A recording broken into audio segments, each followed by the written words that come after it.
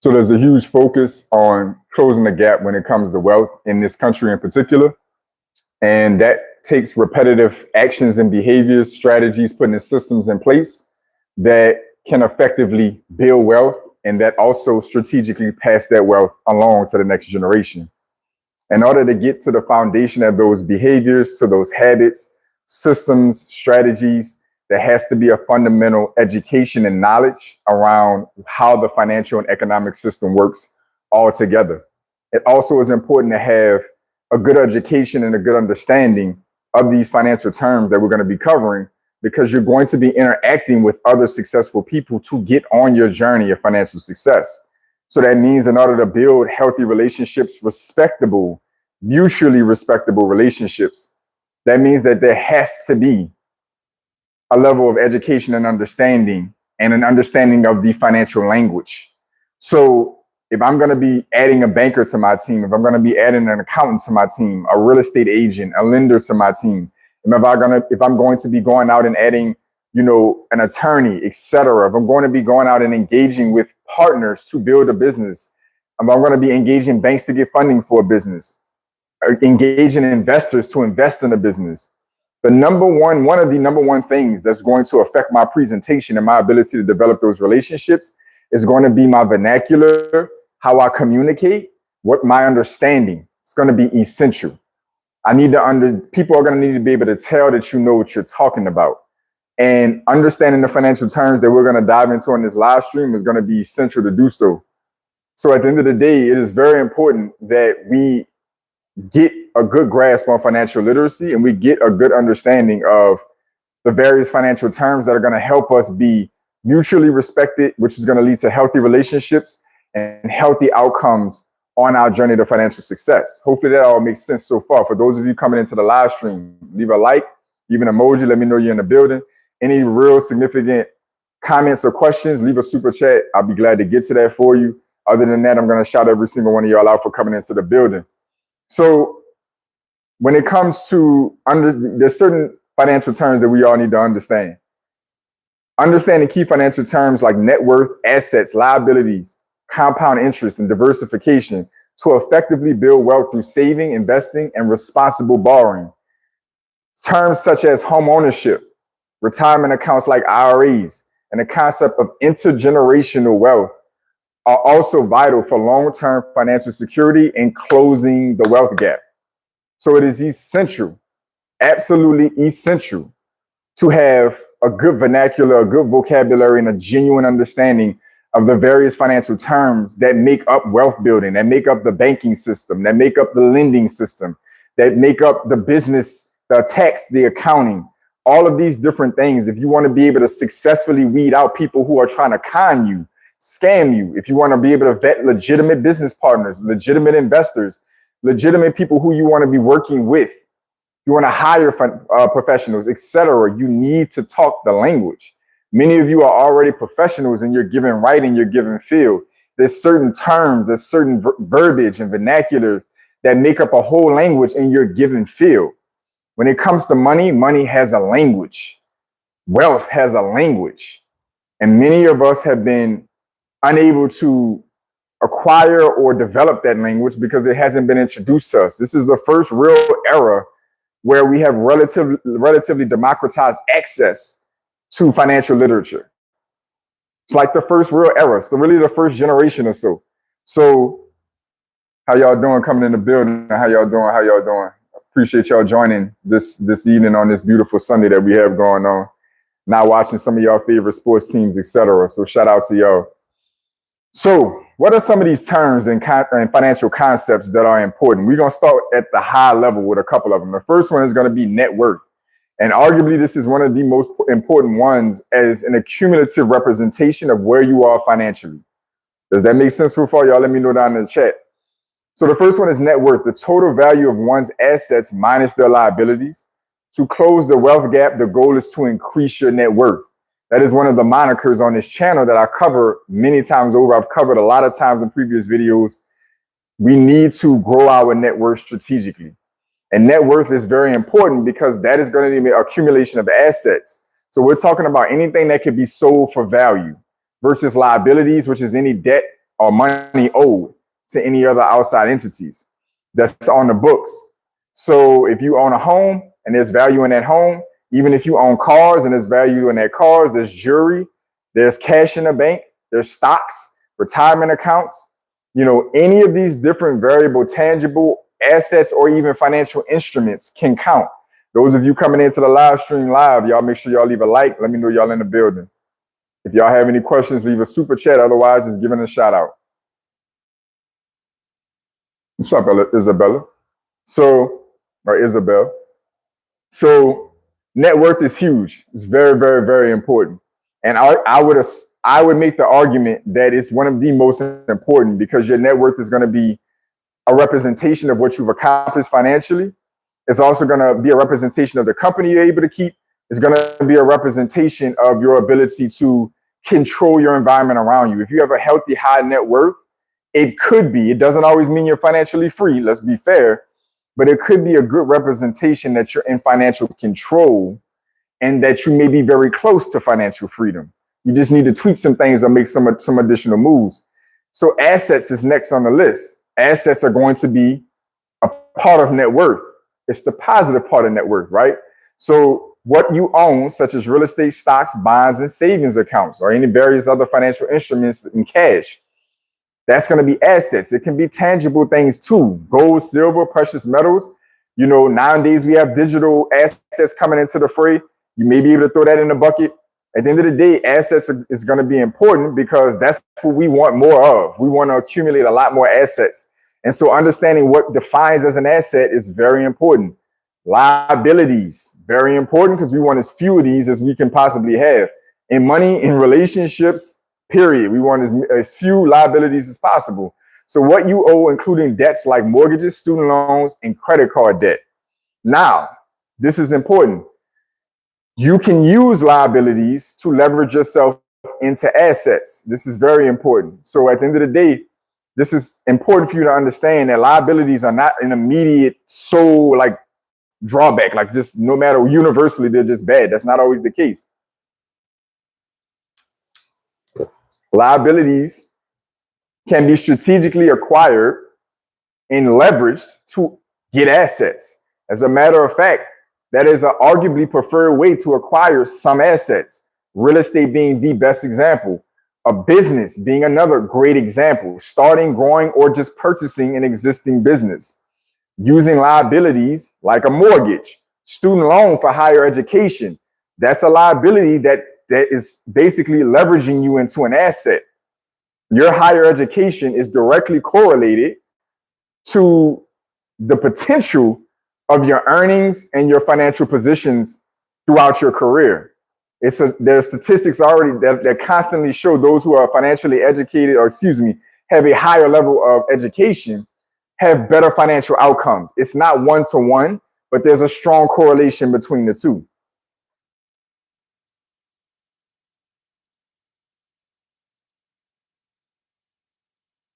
My visa is almost ready and I will be coming to the U.S. for university. What is your advice? Should I come? Man, that is a loaded question. Rahman, that is a very loaded question. I would have a hard time answering that on this live stream, but I will tell you that if you're coming for higher education and economic and financial opportunities, the United States is still generally a great place to be. I will answer and say that much. There's a lot going on here. I'm not sure what country you're coming from, but the United States still has a lot of economic and financial opportunities and great universities. So if you're coming for those reasons, there's a lot of potential here for sure. The next term is going to be compound interest. This is another huge one because this basically is going to be what we're looking to accomplish with our assets. We want the type of assets that will compound in return. So compound interest earned on the initial principal and also on the accumulated interest over time. This is a powerful tool for growing wealth. Stocks are typically the most common asset that we think about or gets referenced when we talk about compound interest. So to give you an example of compound interest, because this is a popular catchphrase term in the finance space, but at the end of the day, it is something that people don't fully understand how it works. So I'm going to give you my best simplified analogy of compound interest just using stock. Okay. So let's just say that you own $10,000 in stock. Let's just name your favorite stock, name your favorite company you want to invest in down in the chat down below. But let's just say you have $10,000 in stock. That's what's considered your principal initially. You took $10,000, whether through your retirement account or through some other form of cash. Shout out to y'all leaving y'all likes and comments down, chats down below. Jesus was a prophet. Yes, sir. Yes, sir. So when it comes to compound interest, $10,000 in your favorite stock, whether it's your retirement account or cash in your brokerage account, you bought $10,000 in stock. That is your principal. Now, remember the definition: interest earned on your initial principal and also on the accumulated interest over time. This is a powerful tool for growing wealth. So your principal in this scenario is $10,000. The first year, you're going to get a 5% return on that stock. 5% on that stock, on that $10,000, is going to be $500. Okay. So now you're new going into the next year. Your new total sum that the interest you're going to be getting on the next year is on the $10,500. Okay. So a better way to say that is you had the initial $10,000, it got 5% that year. It's now $500 earned. The new principal is $10,500 going forward. So the next year, right, if it gets 10%, that means you have $1,500 that was earned versus it only earning that 10% on the original 10,000. Does that make sense? Let me know in the chat. Let me know in the chat, right? Compound interest means that the interest you accrue becomes the new principal as well. If it were simple interest and you got 5% the first year and 10% the next year, you would have got $500 and then you would have got $1,000 the next year. But because of compound interest, you're going to get $1,500 the next year because the new principal is the $10,500. All of that is now earning interest. Let me know in the chat below, or if you're watching the replay in the comment section below, if compound interest makes a little bit more sense to you, or what your understanding is, or if you have questions about it.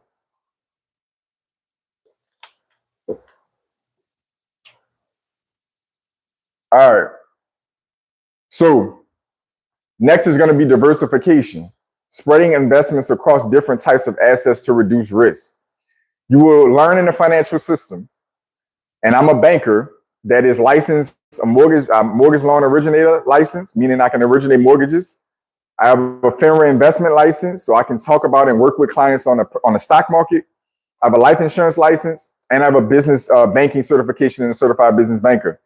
My point in bringing those things up is that I'm trained in helping clients across financial asset classes, real estate, stocks, businesses. Diversification, you will learn in the financial system, very rarely do all assets struggle at the same time. So what that means is if the stock market is struggling, real estate might be doing well. If real estate is struggling, certain sectors of businesses might be taking off.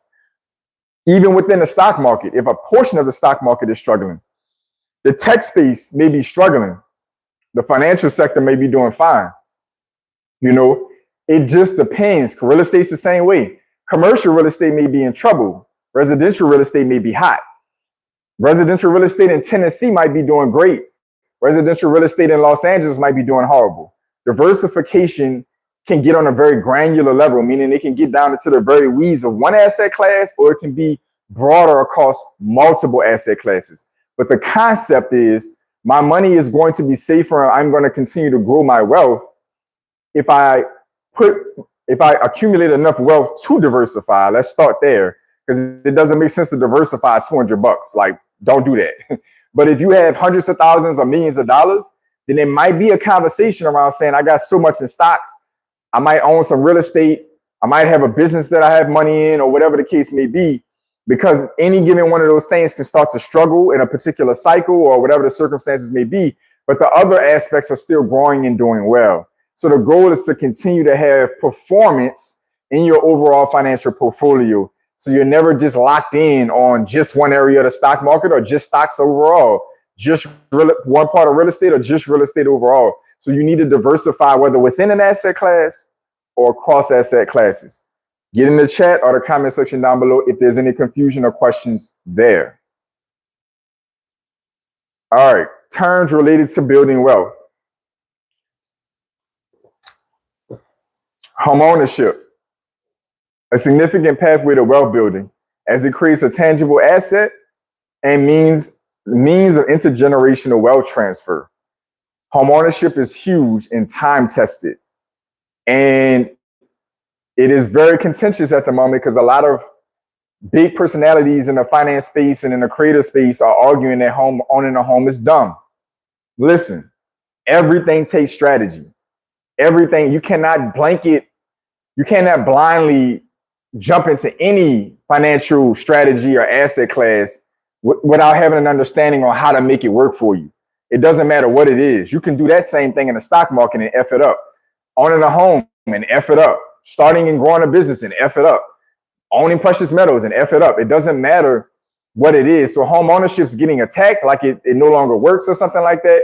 It works just fine. It's a great financial asset if you're strategic on how you buy it, where you buy it, when you're buying it, and what you do with it as you own it. You know what I mean? So like, you have to be very strategic about it.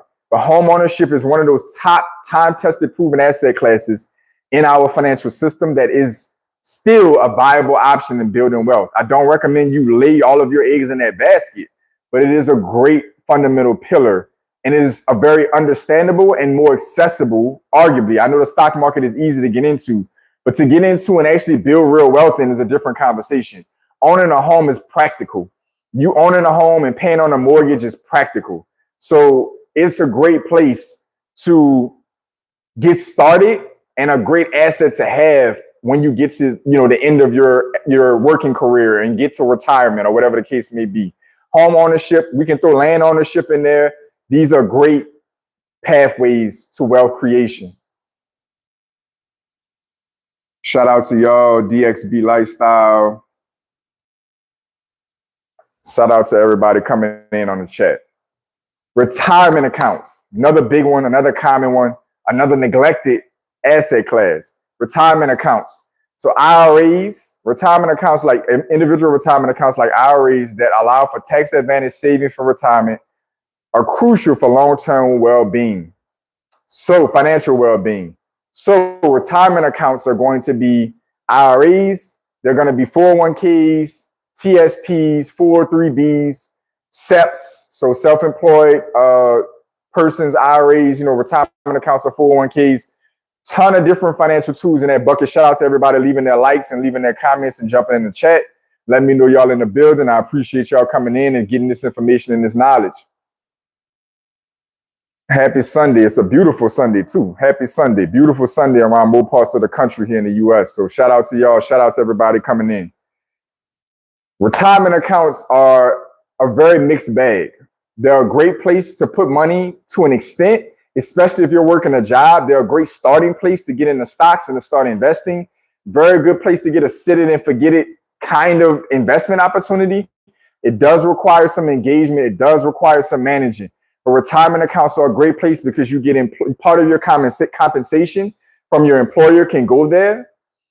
It's also great because you're getting market gains and you're getting tax advantages in the short term. In some accounts, if you do Roth type accounts or after-tax accounts, you can end up with a scenario where you get tax-free withdrawals if you're strategic and pay attention to what you're doing.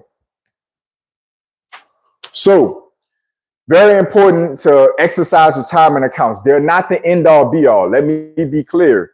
I am not telling you to go your whole working career and financial journey leaning on 401ks or 403bs or IRAs.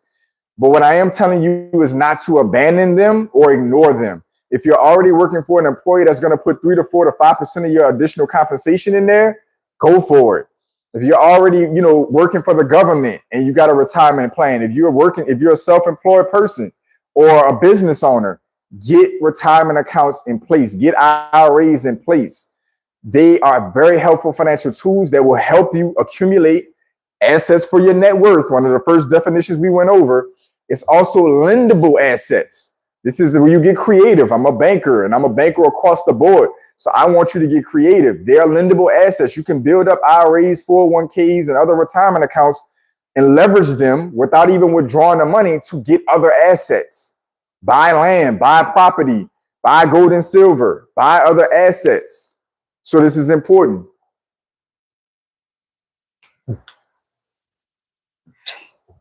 Any questions on home ownership or retirement accounts as we're going through? Shout out to y'all leaving y'all hearts, emojis, and likes, supporting the channel so the channel can keep supporting y'all. Y'all share this out with anybody also that y'all believe will get value out of this type of conversation and financial literacy breakdown. Any question around retirement accounts and home ownership? Real quick, any questions? Leave it in the chat or leave it in the comment if you're watching the replay. Any questions about this so far? Intergenerational wealth, very powerful term, moniker, catchphrase in today's world right now. Most of us are getting to the point where we're not only looking to build wealth for ourselves, but we want to have a conversation and start to lay the foundation of building wealth and passing wealth to future generations. Many of us that don't come from wealth are already on the backside of intergenerational poverty in a lot of cases. So we've been on the wrong end of the intergenerational exchange, right? Yo, Mr. Credit Jams, man, I appreciate you coming in the building. Hopefully, I know you see just coming in. Hopefully you catch the replay of the video to catch the first 20 minutes or so, but covering those key financial terms that are necessary to put us in a better position, functioning in the economy, operating as business owners, becoming homeowners, operating effectively to grow our wealth, build strategic relationships. It all comes down to the financial terms that we understand in our vocabulary, because if we understand these terms well, when we're interacting with people, we can develop mutual respect. We can build healthy relationships. We can engage with banks better. We can engage and negotiate with lenders. We can work properly and engage with insurance providers. All these different components that are all a part of wealth. We can invest more effectively on a more sophisticated level. So we're covering all of these key terms related to that. So I'm going to finish the live stream. Credit Cousin, my guys in the building, man. All of my pioneers coming in the building. So we're covering these strategically, so we can have the vernacular, we can understand the language, we can actually not only sit at the table, but start to create a table for ourselves as we start to build out our wealth for ourselves, our families, our community. So that's basically what we're doing. Y'all have to catch the replay to get back to the original basis. But right now we're covering terms. So we've already covered net worth, assets, liabilities, compound interest, diversification. We've covered home ownership. We just got through covering retirement accounts.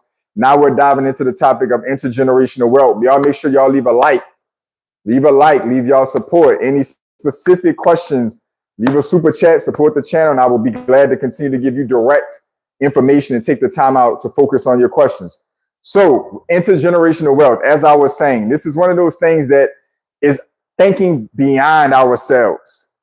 Intergenerational wealth and intergenerational poverty, because you can be on one end of the spectrum or the other, is you getting beyond yourself. It's getting beyond saying, I want all of the nice vacations and nice property and nice cars and the nice experiences.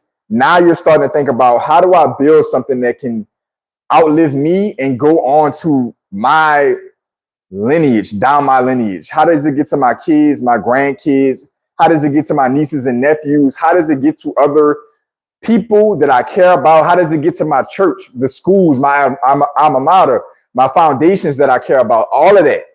How do I continue to build something that will continue to leave my impact even if I'm not here anymore?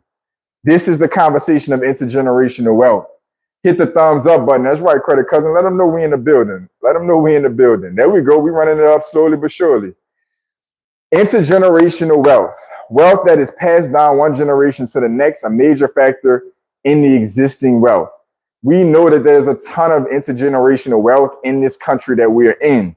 We know that there's a deep history of those who have been allowed to accumulate generational wealth versus those who are not able to participate economically on a fair basis to do so. We also know through those challenges, some people still pass down wealth even without a fair and level playing field. So that leaves us a hell of a lot less excuse in a time where we have access to a lot more information and we have a lot more balance of a playing field for economic participation. It's not 100% equal, but it's a hell of a lot better for us than it was for previous generations. Can somebody substantiate that in the chat for me down below?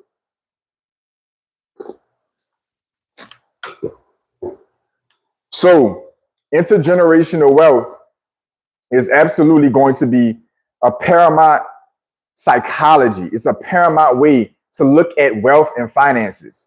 A video has been released about a week and a half ago, where I talked about passing down my banking relationships and my credit lines down to my daughter when she makes her 18th birthday and gets into her young adulthood. That is a form of passing down generational wealth. Now, is it stocks, bonds, and real estate? No, it's not. Or gold? No, it is not. But anybody who understands real finances in this economic system in a capitalistic society knows passing down access to quality financial institutions, the relationships that come with that, the financial resources that come with that, and passing down good credit lines. So access to credit, basically being attached to my credit cards and having those credit lines report on her credit report, instantly giving her an amazing credit report to start the foundation on. This opens the door for her to be able to do what I want her to do, which is create her own wealth. I'm simply passing down the fundamental resources to give her a huge leg up and a jump start, because the peers she's going to be competing against have those advantages. So I'm not trying to create a trust fund baby that's a sucker that doesn't know how to do for themselves. What I'm looking to pass down when I work on those banking relationships and those credit lines is giving her the education and the foundation to start out closer to those she'll be competing with and collaborating with, so she can have more mutual respect and not go into relationships desperate to build wealth for herself. This is how we start talking about intergenerational wealth. So I'm being responsible with my banking relationships, my credit lines, and growing and expanding them out, not only for myself and my quality of life. I'm just in my mid-30s. So Lord say the same, heaven say the same. I will have many decades to go to enjoy and compound on that success. But I have kids already. And the goal is to take those financial resources, build them out strategically, and pass down that knowledge and those resources to my children to give them a great start on their financial journey to their own prosperity. Let me see what y'all got in the building so far. All right. JP, what do you do if your kids don't want to learn financial literacy? Man, it is a powerful question. Locked in beneficiaries and will for the next generation is my plan. For sure, Credit Jam, for sure. Credit Cousin, that's a great question. That is a great question. So my short answer, because I don't want to consume the live stream, that probably should be alive on its own. But my short answer to that is going to be, hopefully I'm raising the type of kids, which I have signed so far that I'm doing so. But hopefully I'm raising the type of kids that understand that the rest of your quality of life is 100% reflective of your financial life and the quality of your finances. That's the world and society we're in. Today's resources are very much based in the financial markets. And so if you want healthy levels of spirituality, healthy psychological, healthy physical health, fitness, relationships, the top reason for divorce in this country is finances. And so if we think broken households are the censor to a child's development or the impact on them, if we think that's the censor of communities that are not healthy because there's too many single mom households and fatherless households, and finances are the roots to divorces and the separations of relations, not infidelity, but finances. Hopefully I'm raising my kids to understand that the things that they experienced that were rough and the things that they've experienced that they've been privileged on are also deeply connected to healthy finances and taking your finances seriously. They are a cultural component. They are a cultural staple. And that's what I'm striving to teach my kids through my profession, through my business and my content creation, and through my conversations and engagements with them, Credit Cousins. So hopefully my goal, but to answer your question, if all of that fails, at the end of the day, I'm going to be there to support them best I can, but I have to have the strength as a father to know that this is beyond me at that point, and that I have to let them come to terms on their own to either come back around and get the value of financial literacy, or if they decide to go their whole life without it, may God bless them in the journey and figuring it out, because at the end of the day, I can only do so much. That's my short answer. Feel you on that, brother. Yep. He is not the eyes of the blind, but the blind of the household which within the breast. I like that. I can't pronounce your name. Is it Annis? But I like that. But yeah, so hopefully that answers the question, Credit Cousin, or gives some insight on my psychology around that. Beneficiaries, my guy Credit Jams, locked in the beneficiaries and will for the next generation. And that's important on intergenerational wealth. Having something to pass down. I also have started the process of trust, wills, power of attorneys, etc. Right? Very important stuff. And that is a great way to start thinking about tomorrow. They always talk about the brightest amongst us. You know, when you talk about individuals, they say that stupid people talk about other people. You know, median level people talk about events. Small people talk about ideas. They also talk about cultures and countries. They talk about how Japanese and the Chinese have multi-decade and even multi-century plans for businesses and for their governments and how they want to run things. How we function in the West, especially in the United States, sometimes we can't get past the past, let alone thinking about tomorrow. So Credit Jams, when you talk about wills, you talk about trust, you talk about, you know, beneficiaries, you know, for my retirement accounts, you know, my life insurance policies, we have to do the work to have something to pass down. And we have to, like Credit Cousin asked an important question. How are we passing down the psychology of why this is all important in the first place? Why this is all relevant in the first place? I can pass down all the financial resources I want, but if my kids and the people that I care about, that I'm leaving this legacy for, don't care and they don't get it, then what are we doing?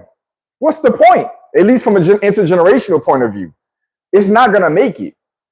You have examples of families that have passed wealth down for multiple generations. That's not easy to do because the values and the principles and the culture and the structure has to stay in place all that time. It's not the money itself. It's not the financial strategies itself. The value of that money, the value of that infrastructure is what has to be there. That's why it's important for us to be as present with our kids and the other people that we care about as much as we possibly can. And I know that's complicated. I'm not, you know, my kids are not, we're not all married in white picket fence in my house. That's not my scenario. I'm open about that to an extent. I don't get into my personal life like crazy, but I've had custody of my daughter since she was 2. You know, I have a son, you know, so at the end of the day, my point is we don't all come from the perfect backgrounds and, you know, perfect white picket fence, you know, married, same person that you've been with all this time, or that your kids are with. Some of us are fortunate to build that. Some of us, life threw us something different and things came out differently. So it's important for us to be as present as we can for that juncture of our legacy, so we can pass the principles down to make these financial resources valuable and make sense. The psychology, the behavior, the culture, that's what's going to make the money worth it. That's what's going to make it valuable. See, my screen went dark. All right, I got some more comments. Thanks, bro. I'm going to start reading books on the financial literacy topic, so when they come around, I'm going to be able to read my thoughts. There you go, Credit Cousin. There you go. Lead by example, good sir. So I don't want to get too, that was a great segment, y'all, just now. Diving back into it, the next one is going to be baby bonds. Some of you have heard of this, some of you maybe not. Federal programs that provide accounts with assets at birth, which can be used for education, home purchase, or entrepreneurship in adulthood. The opportunity to start at that level with baby bonds, with potential education plans like 529 plans, with life insurance at birth. At birth. That's something even I wish I was doing with my kids when I first started. You know, that's something that I wish was going on at the time. So baby bonds exist. There's federal programs that exist. You can do this autonomously in the private sector. Just start buying stock early at that stage and let it grow for 18 to 21 years or 25 years, whatever window of time you feel comfortable transferring it over.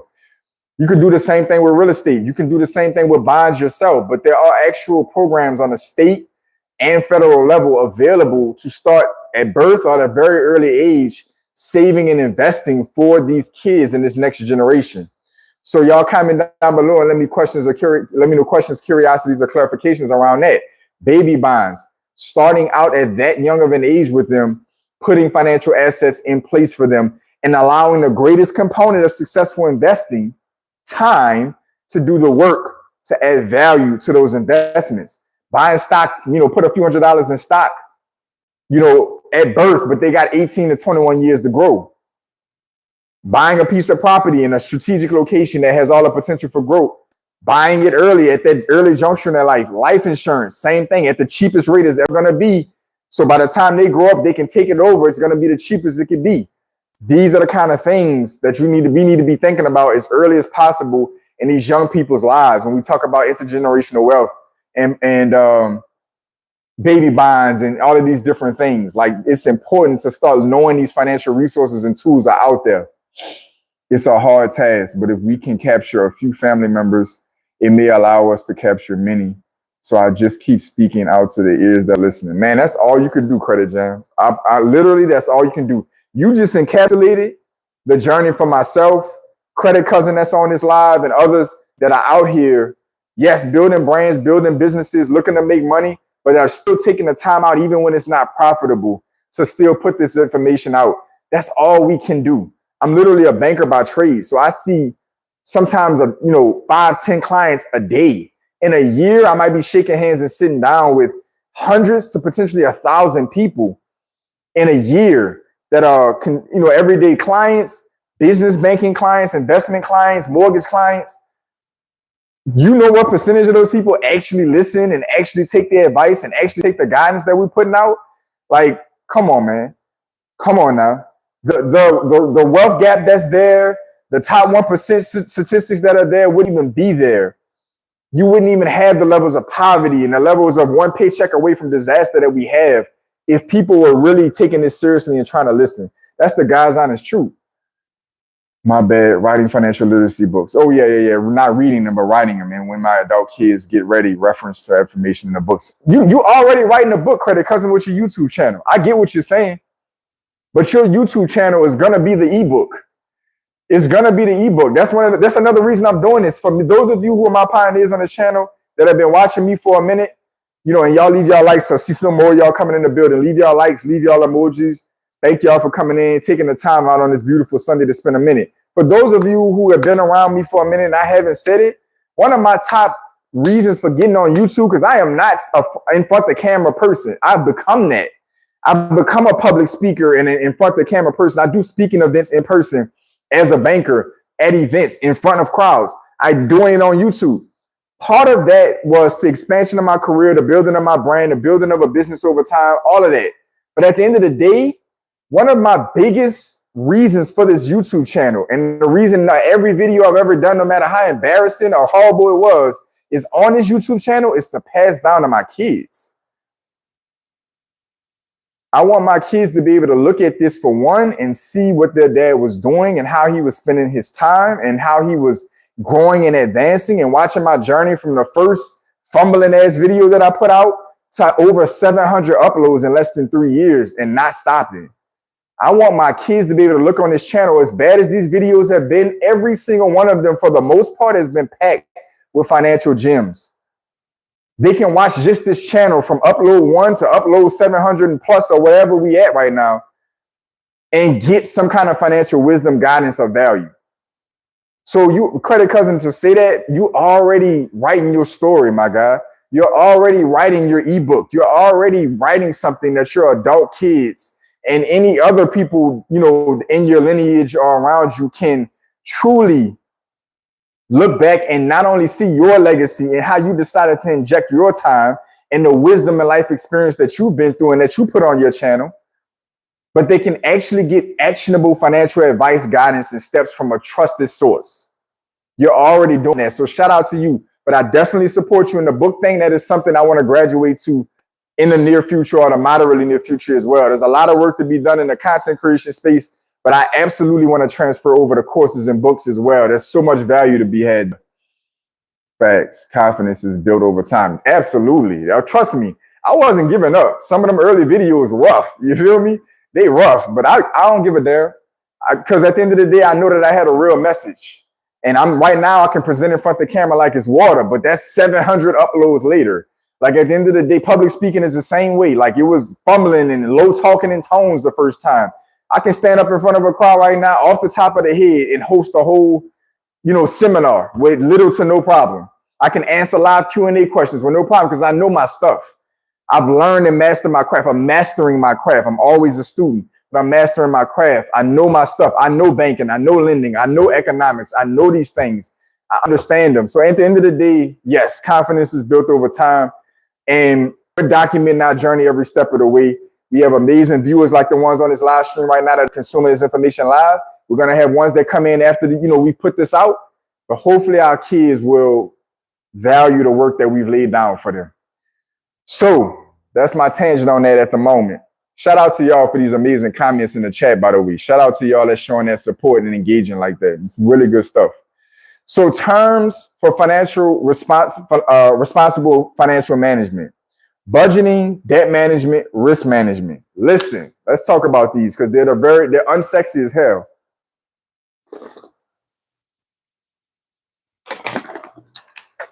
That's right. It doesn't matter how you start. It's all about getting started. That's exactly what the hell my mindset was when I started this channel. I didn't know what the hell I was about to do, but I knew I was going to do it. That's what the hell I knew. Shout out to y'all leaving y'all likes coming in the building. Thank y'all. Shout out to y'all for taking the time out to gain this wisdom for yourselves. At 60 years old, I love the calibration between our generations. So our information is a big ass gem. That's a fact. That's a huge fact.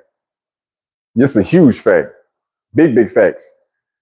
So budgeting, debt management, and risk management. These are some unsexy ass terms. And this is one of the reasons why it's so hard for us to grasp financial literacy, because a lot of what we're talking about is not sexy. This is why content creation in the finance space is so saturated with so many people running around acting like professionals and acting like they got all these fancy financial topics and strategies and hacks, because there's a lot of money to be made selling the sexy side and over sensationalizing these concepts. Unfortunately, it's bankrupting and hollowing out a lot of people who genuinely need real financial advice and financial literacy and financial guidance. So my channel is growing slower. Credit Cousin is on here, is another YouTube channel that leans in the personal finance space. Same thing. Not because there's not great information, but because we don't over sensationalize content. So when we talk about budgeting, creating a plan for how to spend and save your money, essential for managing expenses and saving effectively. Cool. That's the Harvard graduate textbook definition. Now, where does budgeting get more attractive in conversation? Let's talk about budgeting from relationship banking and how that leads to access to more financial resources that allows us to acquire assets. Does that sound more appealing, guys? Do y'all like that a little bit better? Because that's really what we need to be talking about. So budgeting is your opportunity. I'm going to personally cornerstone this one, right? Budgeting is our opportunity to package how we function with money and use that use that as a form of presentation, in particular in front of banks or other investors, to make them feel comfortable to give us their money. Do y'all like that? Is that more attractive? That truth hurts, but makes us stronger. Let's talk budgeting. Big facts. Does that form of budgeting resonate a little bit better? Barron's Dictionary of Finance and Investment Terms is a great book to own. There you go. I like that. Let's talk about some books that make sense and that cover financial literacy. So do y'all like that budgeting breakdown a little bit better? Y'all, let me go back over that for a second. Budgeting is our opportunity to manage our money effectively and use that management of our own money effectively to build out our financial representation and use as a form of presentation in front of banks and other investors.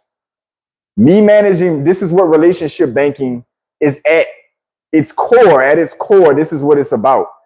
Managing my income, managing my expenses, and managing the capital that I already control and influence and generate in front of the banks in a way to where the bank says, you know what? I actually want to lend you my money. Lending and borrowing relationships for profit, for production, is stewardship. Somebody let me know if y'all feeling me down here in this chat. It's stewardship. What that basically means is how you're managing what you have is what's going to lead to abundance and other people wanting you to manage their stuff too. That's all banks are looking for, is stewardship. This all starts with doing what you say you're going to do financially. There you go. Who is that?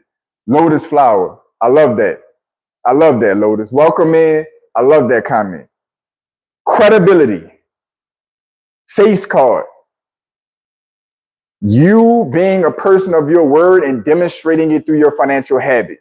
That's a proper budget. You can get all the financially cool budgeting terms you want. Zero-based budgeting, envelope budgeting, napkin budgeting. You can term it whatever the hell you want. You can make it as cute, fancy, sexy, whatever the hell you want to make it. But it really comes down to stewardship. If I'm not handling my own, if I'm overdrafting my own damn account, how the hell you think a bank is going to feel looking over your file when you try to borrow money from them? My G, you can't manage your own money. You overdrawing your own account. You're spending more than you have already with your own funds. Why the hell am I going to accelerate the crash with my money that I'm not going to get back? Why would I do that?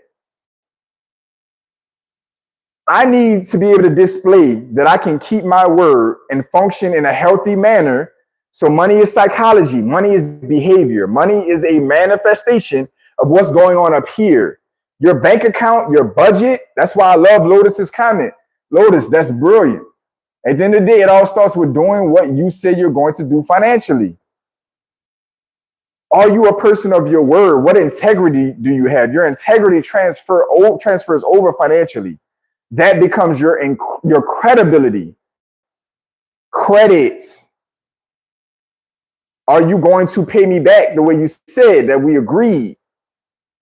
Your financial integrity is the foundation to your credibility. Your credibility gets you access to capital. Your access to capital gets you access to financial resources and financial assets. You see that sequence? You see how that plays out? So let's get past the boring aspect of budgeting for a second. Because everybody, the Dave Ramseys and Susie Ormans, everybody wants to just, all right, guys, like you want to just manage your money and you want to, just like get your money in and you want to do this and put it in an envelope, guys, all right? And don't spend it and just hold on to it and save $5 a month and I promise you'll be a millionaire in 45 years. What? Like, what? I don't know about any one of y'all that's in the building right now, but y'all let me know if y'all waiting 45 years to build some real wealth. Y'all let me know. Let me know. How does 45 years sound? How does some napkin math in 45 years sound for y'all? Like, come on, man. Let's be real. None of us are sitting on this live stream right now are in our whatever age bucket we're in. It don't matter if you're 25 or 65. None of us are trying to wait decades more to build wealth. It doesn't mean that we're not patient, prudent, and responsible. It does take time to build wealth, but I'd be damned if I'm gonna let it take any extra time than it has to. I'm trying to get that moment in time of reaching financial success now, as close to now as I can pull off. I'm willing to wait a few years, a decade plus, if that's what it's gonna take. But I'm gonna do what it's gonna take and nothing extra. How do y'all support that? How y'all like that? Is that better? So that means the budgeting concept from the way it's taught from these mainstream, and no shout out to them. They're teaching financial prudence and responsibility. I'm not, crapping on the Dave Ramseys and Susie Ormans from the perspective that there isn't value in their content. But at the end of the day, they build businesses right in front of our eyes, teaching us to be basic. You done built a whole multi-million-dollar business teaching me to be basic with my money and wait 45 years to get to a fraction of where you are right now. You had to take risks to build a business.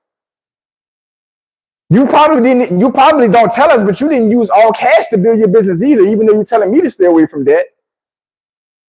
You probably financed, used credit, and leveraged at some point to grow your business. You had to use leverage to cover cash flow at some point in your business. So let's have real conversations about budgeting that gets beyond the napkin mat, that gets beyond the envelope cash stuffing under the sofa. All that. That's cool. That's cute. But let's talk about how we're going to scale it up to owning more real estate, to owning land, to operating and owning businesses. There's a significant transfer of wealth going to happen now and in the near future, where you're going to have all these baby boomers that have operated all these businesses around the country, small, medium-sized businesses around the country that are going to be retiring and selling those businesses, and there's not nearly the marketplace to purchase them.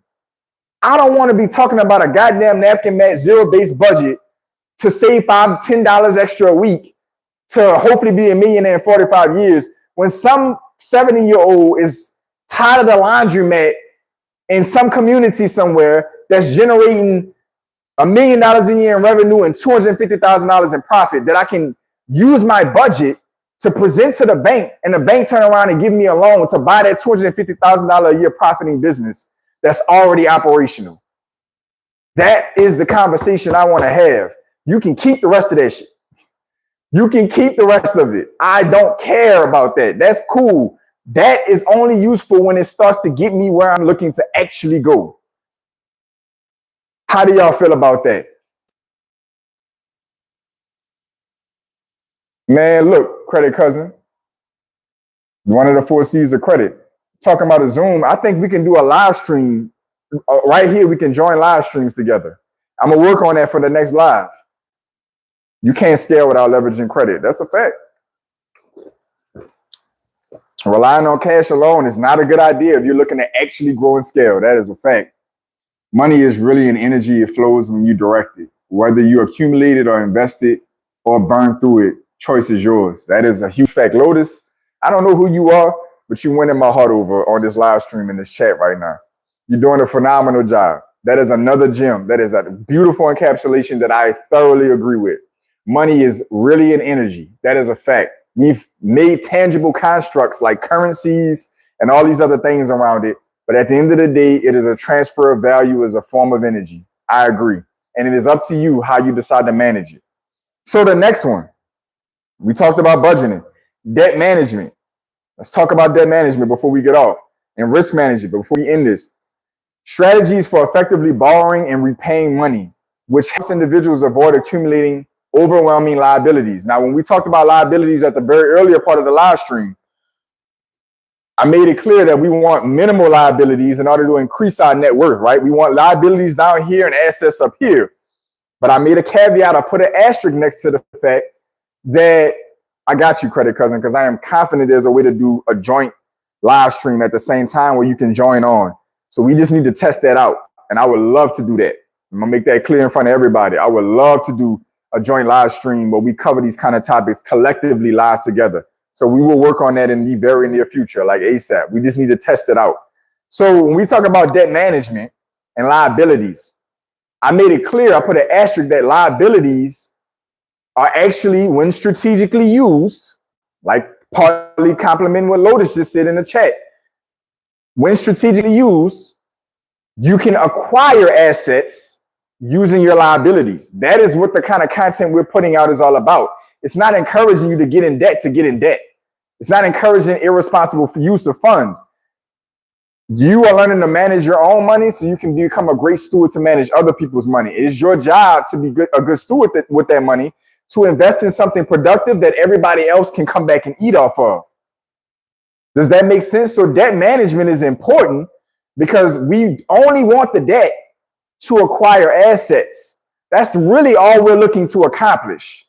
In some emergency scenarios, we may use debt to stretch us if we're in a cash flow crunch personally or on our business. I have said there are scenarios, if you're strategic and you're thinking ahead, that you can use debt to cover your behind in real emergencies. But really, that's here or there. We're really looking to position ourselves to access leverage, credit, cash, capital or debt to get into assets because it gets us there faster. What do I always say, my pioneers? Credit, leverage, debt is speed. In this financial system, it's speed. I can wait and use cash and accumulate cash and take forever to get to that asset because you have to remember the time value of money. What is the time value of money? Money being more valuable now than it will be in the future. That's a baked-in phenomenon in our economy. So that means assets are the same way. A lot of assets are as cheap now as they can be.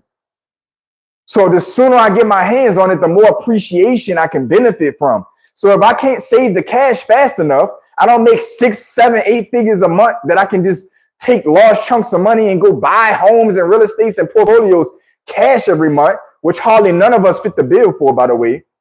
then the next best thing I can do is become a good steward of the money I do have and get access to 5 and 6 figures to go buy those assets with other people's money and use it responsibly and pay them back responsibly, while that asset accumulates and derives more value than the cost of the debts. Is anybody feeling me so far? Let me go back because I see some chats coming in. You're speaking confirmation to my priorities. Consistency keeps me focused. I've been investing into myself. When the banks can see you're managing your personal finances, they won't mind helping. That's a fact. I don't need money. I need more relationships with people and banks. That's a huge fact, Credit Cousin. Lord knows, StreamYard comes to mind. I'm willing to test that out, Credit Cousin. Facts, Credit Cousin. A business mindset, not a consumer mindset. Huge facts. We are creators, not consumers. We are creators over consumers. Use the credit to acquire assets to get the cash flow. So I'm gonna assume that's acquire assets to get the cash flow. Big facts. That's what we're looking to do. So what is an example of debt management? The strategies for effectively borrowing and repaying money. So what we're doing is we're looking to qualify and present ourselves as good stewards, aka quality applicants, aka qualified borrowers, to get our hands on the bank's money and lenders' money. Once we do that, debt management will suggest the goal is to take that money. The only responsible thing we can do with it is put it into another financial asset that will be higher in value than the debt we borrowed. So what does that mean? It's the financial asset, real estate being a great example, businesses being a great example. If I borrow $100,000, I go buy a piece of property. The $100,000 may be at 10% interest annually, just for even numbers. That means I need to buy a piece of property that hopefully will have more equity than the $100,000 and will hopefully cash flow more than the 10% and whatever the agreed upon repayment is. So if the repayment is $500 a month, then I'm hoping to acquire an asset that brings in cash flow that nets a surplus beyond that will cover that. That's the basic premise of debt management for what we're talking about. I want to borrow money. Same thing if you want to use an example of a business. Same thing. I want to buy into, start, grow, launch, or buy into a business that is going to generate more cash flow or income or revenue that exceeds the debt that I borrowed to get into that asset in the first place. Very simple concept. Very simple concept. Not easy, but a very simple concept. Let me know if y'all following me in the chat. Let me know, and if you're watching the replay, let me know if you're following me in the comment section. Are you following through with debt management from what we're talking about in this conversation? We're talking about how do I get access to the bank's money or other investors' money and deploy it into assets that are time-tested and proven, so not any crazy, off-the-wall, new hot scheme, time-tested, proven assets, because there's plenty of it out there for us to get into, that will be generating more value, hopefully in equity and in cash flow than the debt that I took out. That's all the banks really want you to do. That's all they want you to do. The entire financial system, that's all it wants you to do. That's why the government gives tax breaks for borrowing money and investing in assets, especially real estate and businesses. The greatest deductions and tax strategies are wrapped in real estate and business ownership. Hands down, period. It's not even stocks, believe it or not. It's not even stocks. Real estate ownership and activity and business ownership and activity. Greatest tax deductions and benefits you can get come in those areas. And part of the greatest benefit come in leverage. They want you to borrow money because the government and the banking system are interlocked. When you borrow money, you put money into existence in the financial system.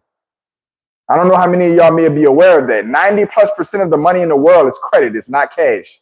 Let me know down below if you know that. Let me know down below if you are aware of that. Honestly, down below if you knew that.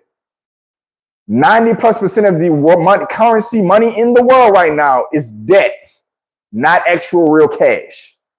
It was borrowed into existence. Let me know if y'all knew that.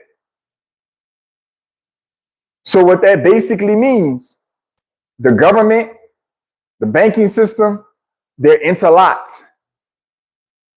So you're going to get the greatest tax benefits by leveraging the banking system and deploying it into assets, because the government needs tax revenue. The banks need borrowers. You're serving both purposes. You're borrowing money to get into assets that will generate tax revenue. You just got some of the greatest breakdown on the economic system and how to profit in it that you're going to get in a 1-2 sentence spiel. Just now. I don't know if y'all caught that. Leave me a like, send me an emoji, drop some in the chat, leave a super thanks, because that's the God's honest truth. The government and the banking system are deeply interwoven together. They're systemically embedded together. The banks need you to borrow, the government needs taxes paid. They will stop bothering you about taxes if you invest in something that generates tax revenue from other people.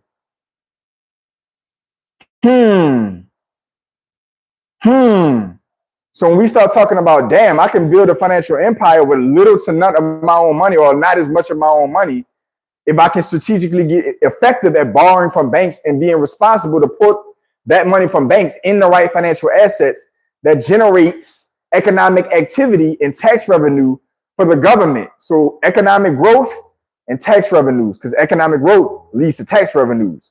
Tax revenues mean the government's getting more money. Y'all see where that's going? So debt management is essential, because we're going to look at it as an effective way. My guy Credit Jam says, wow, thank you for an honest response. Because I know damn well everybody don't know that. I know everybody don't know that. I know most people don't understand that. I know they don't. I know they don't. I work with people every day doing this every day. Hundreds of people a year. Business owners, consumers, investors, 5, 6, 7, 8 figures sometimes in net worth. People don't understand this. They don't understand how the system works. You're on a unique channel. I'm telling you, you're on a unique channel. I am not trying to act like I have all the answers. I don't have a Harvard degree. I'm none of that. But I've immersed myself in this field. I understand, and I'm learning every day from other smarter people or from life experience as a professional. So I'm giving you some real insight. I'm giving you the game. This is the name of the game. Debt management, that is the breakdown of debt management from JP on Blueprint for Prosperity. That's budgeting, that's debt management. Risk management, understanding and mitigating financial risk through tools like insurance, which protects assets and income. What a way to end the live stream. What a conversation, a term, a definition to end the live stream. Why? Because of sequential order. We talked about budgeting and how that lays the foundation, debt management and getting access to financial resources to participate in the economy effectively to grow wealth. And now we're talking about risk management, which allows us, as you kind of alluded to earlier, Credit Jam, how do we start protecting what we built? Passing down what we built, you have to protect it. That makes sense? Is that fair? So now we start talking about various forms of insurance, which is a whole nother live stream in itself, because many of us don't understand all of the different applications of insurance and the various ways insurance plays a crucial role in our wealth journey and intergenerational wealth. Risk management, another dry ass, unattractive ass term. If I don't get into the weeds, you're gonna be like, man, what the hell is risk management? That sound like some golfing and some short shorts and some Sperry's with the bow tie. You know, shout out to everybody that might be golfing that's catching this. But at the end of the day, y'all know what this sounds like. You know what it looked like when I say it. Y'all know what it sounds like. So let's talk about risk management the same way we talked about budgeting, the same way we talked about debt management. I'm talking about acquiring the 1% know how to manage their wealth, and you are teaching James tonight. Thank you. Shout out, Lotus. Thank you. No idea where you came from, but I'm grateful to have you in the building because you've been an amazing contribution in the chat. Genuinely. Thank you so much for coming in. Hopefully you subscribed and tuned in, because this live stream is indicative of all the content I put out. So hopefully you stay tuned in, and I see you in future videos. But risk management has been a strategic strategy for intergenerational wealth for a long time. Not to get morbid, not to get into a contentious topic, but just to give you how deep this goes, how far back it goes, and how it's been used. When transatlantic slave trade was going down, these ships and these traders were corporations for all intents and purposes, and actually were using insurance even on slaves. Slaves were assets, if you will, and they were insured. So when we talk about risk management, if you want something that hits home to talk about risk management, this is when you talk about systems. That's how deep this goes. It goes further back than that, but I will get that for context, as I know for those of you watching or whatever background you come from, whatever, that can hit home. Like, damn, the economics of something like the transatlantic slave trade and insurance and risk management being a key part of that, what made it into a system. So if you make $60 a year and you live off over, or if you make $60,000 a year and you live over, no student loan debt, no car payments, no debt other than living expenses, is a great place to be to start. Absolutely. You definitely want a delta between what you earn and what you have to put out. That's a fact, credit cousin. So when we talk about risk management, it is the moat around a castle. It is what we've built up, the defense mechanism, the protectionism of what you've built. Everything else I went over earlier in this live stream led us to wealth creation, right? It walked us down a path of wealth creation. Risk management is the protection. It's the armored vehicle around the important person. So what's some examples of this, right? I'm going to try to get on a granular level and work up. So let's just say that we bought an investment property. Okay. What's an example of risk management on an investment property? Standard insurance on the property. Cool. Maybe a home warranty could fall in that category. Cool. If you have a tenant in that property, maybe renter's insurance would go into that category. Cool. What about landlord insurance? Yes. Landlord insurance around a property, landlord insurance around loss of rent for a period of time. That's a thing. If it has monetary value, it can probably be insured. Risk management. Risk management could also be protecting your income. Did you know that not only is there life insurance, but how many of you are aware that there's disability insurance? What happens to you if you don't die, but you're paralyzed or you're bedridden or you're hospitalized for an extended period of time? Your financial and economic obligations go on. It doesn't give a damn that you're in a full body cast in the hospital, my friend, right? So what do I have in place? What do I have in place to make sure that if I end up laid up, that my obligations are still being met? Some of you don't know that there's insurance to protect your income that exists in different capacities. There's disability insurances, short and long terms, life insurance, variations to life insurance. There's asset insurance.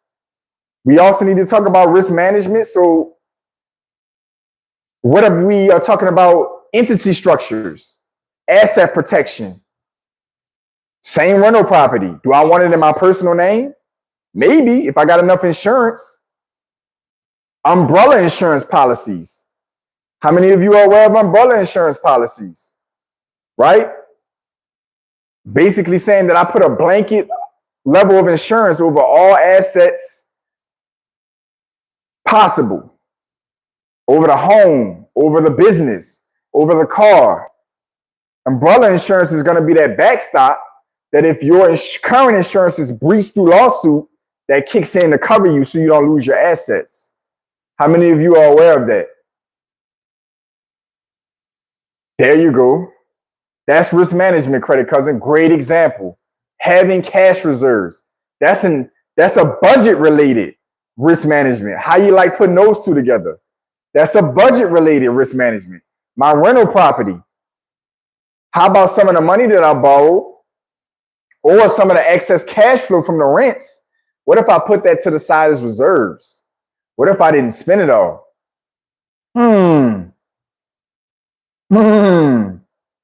Great form of risk management, credit cousin. That's a great example. Risk management, again, understanding and mitigating financial risk through what looks like insurance, tools like insurance, which protect assets and income. Protect assets and income. I can protect it through proper LLC structures and entity structures. Asset protection. Not an attorney, but I know these things exist. I'm in the banking space, so I work around these different people with these things with my clients. So part of protecting my asset and part of protecting the income of that asset is anonymity. Is setting that entity up to where it gets sued, it can't spill over to other properties I own or other assets that I own. Maybe they never even find out I'm the one that owns the property if the entity's set up properly. It's not because that we're shiesty. It's not because we're conniving or trying to do anything wrong. It's because we live in a litigious society and some people are targeting you just because you have stuff. So risk management comes in asset protection, insurances, budgeting effectively to protect yourself, trust, wills. You can get insurance on your loans. Do you know what credit unions that is very popular for you to be able to get credit insurance? So if I take a loan out from the credit union, I can take out credit insurance that says if something disrupts my income or something happens, that credit insurance can kick in and continue to pay that debt for me so I don't default. Oh, how many of y'all knew about that? Credit cousin, I'm sure you might have, but how many of the rest of y'all knew about that? Holding companies are titled that way, umbrella. Holding companies are titled that way, umbrella. Clarify that for me, Credit Jams, just to make sure I'm understanding what you're saying on that one. How many of y'all are aware that there's credit insurance, particularly at credit unions? Insurance. Yeah, Credit Jams, there you go. And I know more of y'all may not know. Shout out to y'all leaving y'all likes and y'all support on the channel. I appreciate y'all. Y'all really active in these live streams lately. I'm loving it. Yeah, man. Credit unions in particular, if you take out a loan from them, or even I believe maybe credit cards will fall under this, but for sure various forms of loans like personal loans, lines of credit, you can get credit insurance through a lot of them. That is basically where credit protection or credit insurance. So you pay some small monthly amount. If something bad happens to you or your income is disrupted, you can effectively activate that insurance to continue to cover that debt until you get back on your feet. Risk management, understanding the financial tools that are available to you. So when you're out here building, understanding you're taking risk and you're doing your best to exercise all of the available risk management tools available. Through my job alone, through my career, my job, the company and the institution I work for alone, I have life insurance, disability insurance, traveler's insurance. I got legal protection coverage, basically where I'm paying for the ability to be able to tap into an entity they're connected to get legal support or guidance if I need it. I'm paying for damn near every form of insurance coverage, legal coverage I possibly can through my job. A lot of y'all barely get health insurance and activate y'all damn retirement accounts and 401ks at y'all job. I spend hundreds of dollars a month out of my payroll check on every insurance I could possibly find that I think would be relevant. I may even go back to work and print it out and come back on one of these videos of these live streams and go over all the insurances I got because I work for a major financial institution that offers all of that. And a lot of y'all are working for companies or that are of enough size that offer these things. And y'all don't even pay attention. Through my job alone, I have life insurance, disability insurance, legal protection insurances, umbrella policies, all through my job alone. That's not even including all the insurance I have personally. I'm literally trying to build wealth that exceeds my net worth. Because if I die right now, I'm worth a lot more dead than alive. And I'm trying to fix that actively. And I'm saying that confidently when we talk about risk management. I have more insurance policies right now that will cover more than I've accumulated so far in my life. Thankfully, I'm in my mid-30s and I probably have a shot at doing that. But I have multiple insurance policies already. Risk management. If for whatever reasons I'm not able to get all the way through my financial journey and things abruptly stop, I'm taken out or things are stopped for me early, intergenerational wealth conversation, right? I have enough insurance to put the cash and capital back behind my loved ones and my kids and whoever else that I want to take care of to the best of my ability or leave impact behind with. I have enough behind where they'll be all right for a little while, especially if I leave them a plan where they have and they follow that plan to protect themselves and use that capital effectively. You see what I'm saying? So it's very important. Risk management is very important. Protecting what you build or leaving something in place to keep what you're trying to build going if you don't get to the finish line for some reason. Risk management. A lot sexier now, ain't it, y'all? A lot sexier. I'm a trucker at XYZ Holding has an umbrella with many companies underneath it. Some companies under the umbrella can be sued, but the top and the company can't be touched due to contracts. Yes, that is a form of risk management, Credit Jams. Strategically structuring entities in a way that will allow you to protect other assets if one of those assets is under attack, or if something happens where you're sued or at some level of fault or liability. That is one of the major areas of risk management. That is a phenomenal breakdown. So that's all the terms that I have for this live stream. And I have to tell y'all that I'm very proud of this live stream, as of many recently. Very engaging, very live. I enjoyed this. Any questions, comments, final thoughts down below. Any questions, thoughts, comments, feedback down below. Whether you caught the replay and stayed in this whole hour and 20 minutes, and definitely every single one of y'all that stayed on this live stream live on a Sunday night when you could be watching your favorite sports team or favorite TV show or enjoying some of this beautiful weather that most of the country is enjoying right now. Y'all on here with me learning and educating and advancing yourselves financially. So any comments, thoughts, questions down below. I see y'all starting to drop off. Anything down below.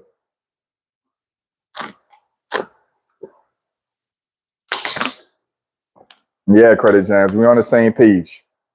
We're on the same page.